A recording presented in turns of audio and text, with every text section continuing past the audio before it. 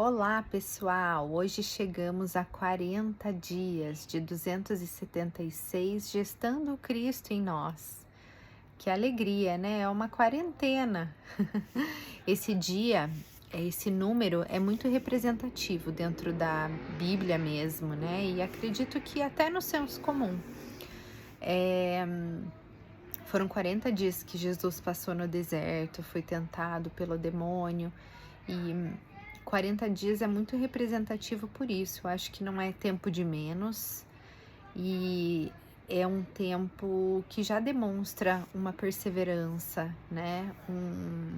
Um cuidado real, porque muita coisa tende a ser fogo de palha, a gente começa por um tempo e depois não tem essa constância.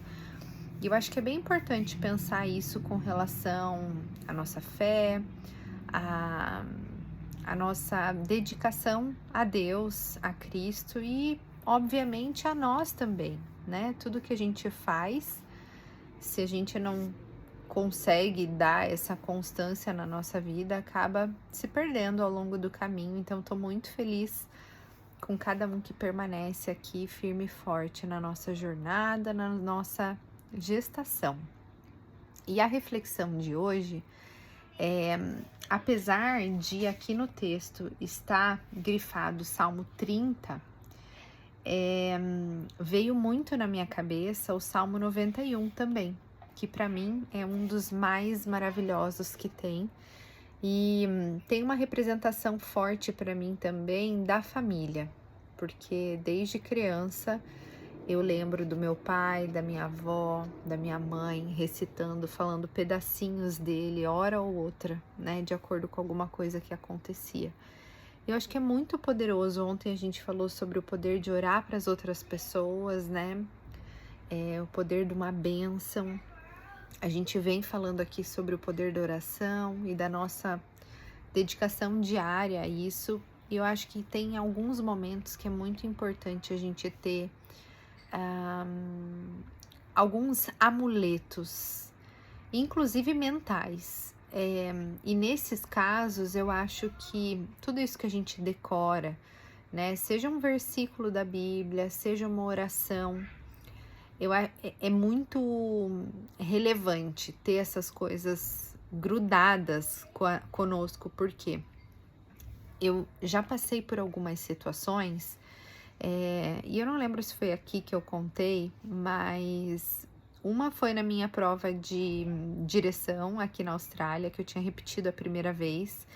E na segunda vez, numa hora que você tá muito tenso, você não consegue de repente falar com Deus de um jeito tão espontâneo. Eu tenho certeza que Ele conhece o tremor do seu coração, né? Essa verdade que você tá vivendo naquele momento. Mas como forma de eu me fortalecer, de eu me ancorar, eu recitava partes desse salmo. Uma outra ocasião, minha filha estava tendo um pavor assim noturno e na hora foi tão forte aquilo e tão desafiador dar para ela um apoio que ela precisava naquele momento. Eu até fiquei em silêncio, falava algumas palavras de ai, mamãe tá aqui contigo e tal, mas eu não conseguia fazer uma oração poderosa naquele momento. Eu tava me dedicando muito a ela ali, pensando que energia que ela precisava. Claro que eu naquele momento também precisava de uma oração forte, e naquele momento eu recitei Salve Rainha, a consagração a Nossa Senhora e uma série de outras orações que naturalmente eu fazia na minha mente, porque para mim era mais fácil, era estar ancorada. Eu acho que da mesma forma que às vezes a gente precisa recorrer a esse tipo de recurso, é o fato, sabe quando você tá com saudade, você olha, escuta um áudio da pessoa no WhatsApp, você olha uma foto, você de alguma forma tem uma representação real daquela pessoa? Da mesma forma eu vejo, por exemplo, os meus pingentinhos aqui.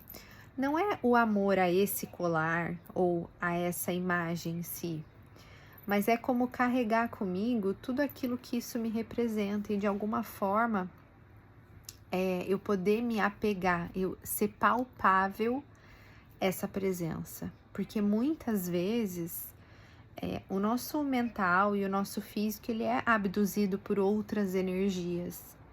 E sabe como uma criança que você diz assim, não mexa nisso, não pode tocar, é só para olhar esse. E quanto mais você fala isso, mais dá vontade da pessoa tocar. Eu levo qualquer imagem, qualquer oração decorada como uma âncora firme. Quando eu não tenho muita condição de arcar com as minhas próprias palavras, com a minha oração espontânea, ou que eu tô achando difícil, desafiador sentir aquela presença, ou que eu preciso de uma presença mais firme, é a isso que eu recorro.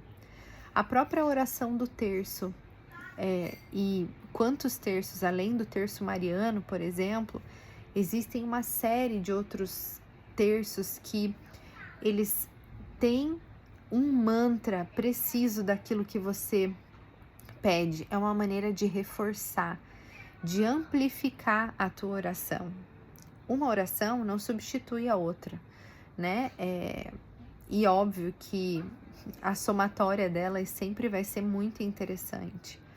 Mas eu te convido hoje com essa reflexão a pensar sobre que situações que você se apega, né? A que recursos você se apega quando a situação está difícil de você manejar e gestar sozinho, né? Não é exatamente a que se propõe a oração de hoje, que ela é mais ou menos uma história do que aconteceu na passagem passada, né, em que Maria orou para uma menininha que estava passando muito mal, e essa menininha, a febre dela cessou, e o casal veio agradecer, então, hoje, pela oração de Maria, entendendo que essa gestação significava mesmo a vinda do Messias, a vinda do Salvador, e que essa presença, para eles já podiam sentir, era muito forte. Então, de alguma forma, Jesus, dentro do ventre de Maria, não era ainda a sua presença física, ele não estava fazendo os milagres com as próprias mãos, ele não estava passando nada dos ensinamentos, né, das palavras do Pai, ele não estava cumprindo a sua missão ainda fisicamente falando, mas ele já estava ali fisicamente. Então, o ventre de Maria naquele momento representava essa presença de Deus próxima. Ainda que antes de Jesus, Deus já era Deus, né?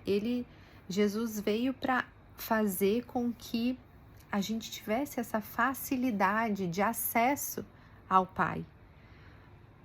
E nada substitui a presença de Jesus. Nada substitui o que Jesus veio a nos ensinar.